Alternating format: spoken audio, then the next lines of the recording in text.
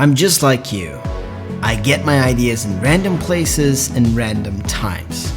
I've spent the last 3 years creating videos over on YouTube, short form content on other platforms, and execute client projects. Even though the medium is different, they all have something in common. They all run with an idea. On a 3-second world, meaning you better convince people that your idea is good within 3 seconds, the idea needs to have lots of elements. It needs to be relatable, have depth, a creative freedom, and you guessed it right, a point. Or in other words, a conflict. In this video, we'll go through on how I bring my ideas to life and dive deep into artistic choices and pacing.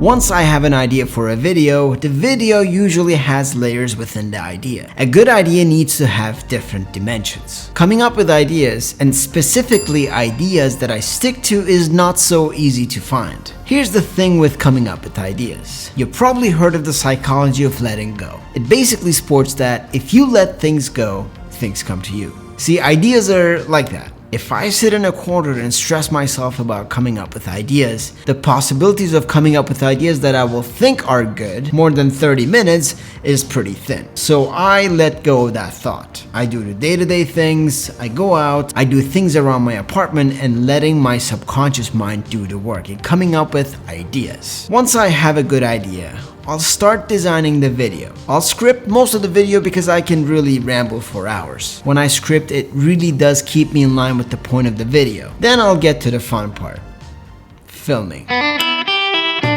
Every idea needs a title that's a bit like a slogan. I personally pay attention to this rather than running ideas through keyword analysis to see which title ranks highest. The title or the slogan of the video sets the whole tone for the video. This video's title will be From Idea to Screen, a guide to creative execution. I hope I don't change that.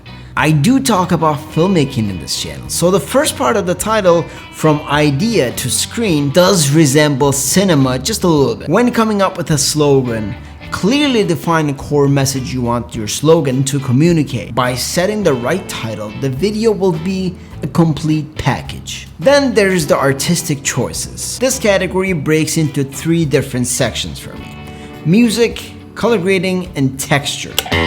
Music.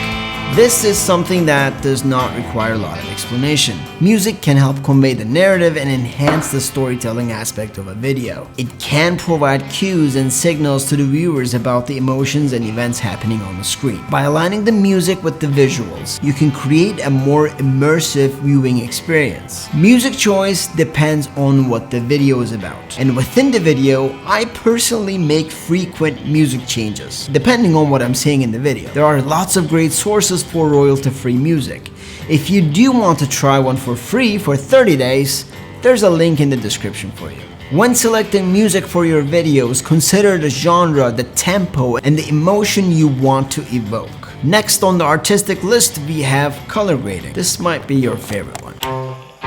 Color grading allows you to set the visual tone and mood of a video. By adjusting the colors, you can create a specific atmosphere or convey a particular emotion. I shoot everything in log profile, and particularly f-log, and convert that into a Rec 709 and do some creative adjustments to reach the mood that I'm trying to get. I do choose higher contrast, darker shadows. It's just my style. This is the same in photography and video. I do go after the style that is considered moody or cinematic in some parts of the world. While color grading, it is important to watch the skin tones.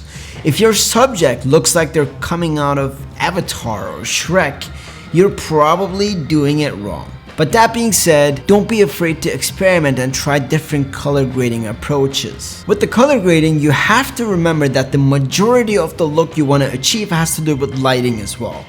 For my personal content, I do use a dramatic style of lighting, mostly. Again, it depends on the topic that I'm trying to cover that day. But when trying to achieve a look, keep in mind that lighting is just as important as tweaking the colors. Good luck and get moody. Next one on the list is texture.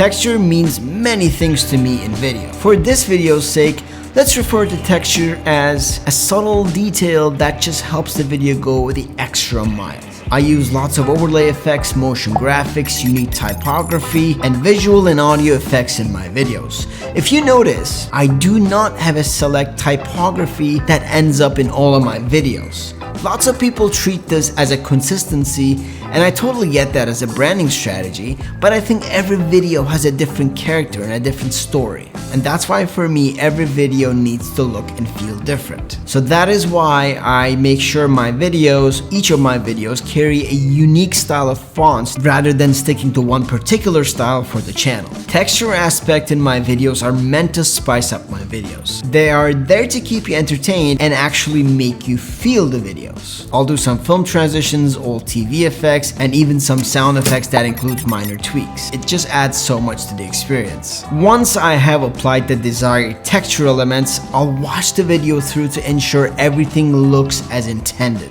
I'll make necessary adjustments of timing, opacity, size, or other things to achieve the desired texture. And timing is everything with texture. And if you're doing this for clients or even doing it for YouTube, you need to make sure that anything added to your videos serves a purpose. Don't just go crazy with all these effects. Make sure they actually have a meaning. Alright, we covered the idea part. The ideas are pretty random and you're gonna have to let subconscious thinking do the work so that you can get some brilliant ideas for your videos, for your projects. And then we talked about some artistic choices that you can make. Music, color grading, and textures. And then there's another category that is crucial when creating a video, and that is pacing. Pacing is a crucial element in a video production as it determines the rhythm of the video. Before you start filming, have a clear idea of the message you want to convey and the key points you want to cover. This is why planning your videos and even scripting for parts of it is crucial if you want to maintain a pace. Music is the greatest element when it comes to pace of your video. Your pace needs to go hand in hand with all the other aspects of the video. As you can feel, this video is kind of a fast-paced video. Imagine I was delivering my points in a slow way. Not quite my tempo. You probably would not make it this far in the video, would you? I hope you, Like I said, you have a very short time when trying to grab people's attention. That is why sticking to a pace that is almost branded with the video is crucial. And hey, you can change the pace of the video within the video. Just like music, you can change the pace of any video with the help of music. Here's the thing. When I meet someone who has seen my YouTube videos but has never met me in real life, they'll quickly notice that I don't speak this fast. In fact, I don't speak much. You see, on YouTube, we have this thing called jump cuts and music. So I sound a lot smarter and quicker. With the right pacing, you can really make your video stand out even if it just doesn't match your energy sometimes. And that's a wrap. We've explored some of the essential elements of creative execution. Remember, practice makes perfect. So don't be afraid to experiment or find your unique style. Thank you so much for watching, and I'll see you in the next video. Okay, so I just wanted to clear something out really quick.